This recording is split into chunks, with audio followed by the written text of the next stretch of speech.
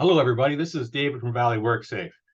Today, I want to talk about something we don't want to necessarily have happen on our site.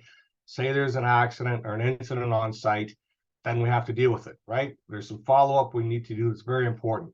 Again, I don't want this to happen, but if it does, there's some things we need to worry about. So here's 6 steps that I have for you that should help you kind of guide you through this process. So you want to have this in your back pocket, in your plan ahead of time. So when all the stress and so forth of this incident is going on, this will help guide you through it, right? Give you some touch points to keep you moving. First one, obviously, you want to have a plan to deal with the emergency already. So if someone had a heart attack on site or got crushed or whatnot, you need to have your 911 or emergency plan in place, right? So you can deal with that right away. That's pretty kind of self-evident.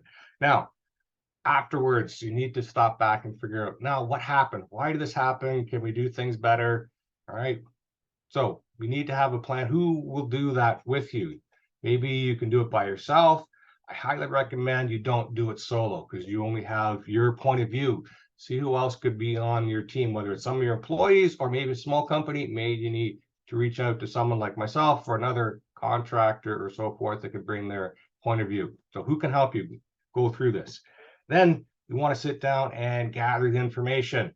So taking pictures, looking at the procedures, the design of the equipment, having video, and you're also going to need to interview the people on site and so forth that might have some information to share.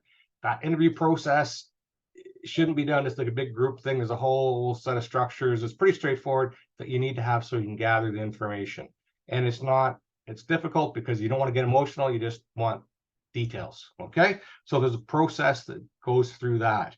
And then you have to sit back and then analyze, right? What was said, what was done, what do we see in the pictures, and start to put it together. One simple way you can do it is do the 5 whys. Why did this happen? Why did that happen? And then that starts to kind of lead you down a path to get to some of the details that were involved. Then once you kind of figure out what was the cause or causes, what do I do next? Can we prevent this? Is this something we're not going to do, or we're going to hire it out to somebody else? Well, what can we do next time so this doesn't happen? And then we have to communicate that, right? Share that information with the appropriate staff and so forth, so everybody knows, right, what we've learned, what we're going to do in the future to prevent this from happening.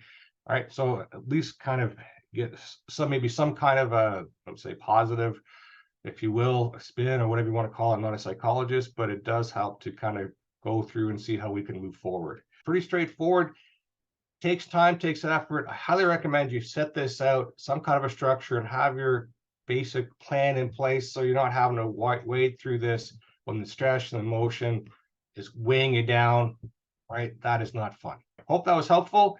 If you need some more help, please contact me at David Valley WorkSafe or go to my website. You can contact me through there. And I hope this never happens to you, right? But in the off chance it does, this may help you guide through the process.